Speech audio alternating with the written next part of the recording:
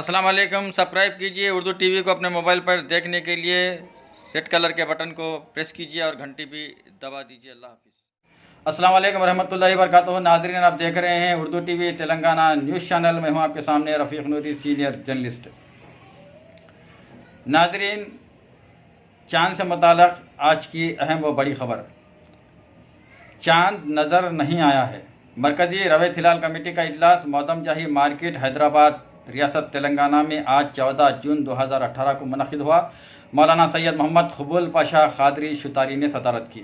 Committee نے اعلان کیا ہے کہ ماہ شوال کا چاند نظر نہیں آیا ہے, لہذا 15 جون 2018 بروز جمعہ کو 30 رمضان المبارک ہوگی اور عید الفطر انشاءاللہ تعالی بروز ہفتہ منائی جائے گی. اللہ حافظ. کا مکمل انتظام کیا گیا. ملک کے مختلف گوشوں سے یہی اطلاعات ملی ہیں کہ کہیں بھی چاند نظر نہیں آیا.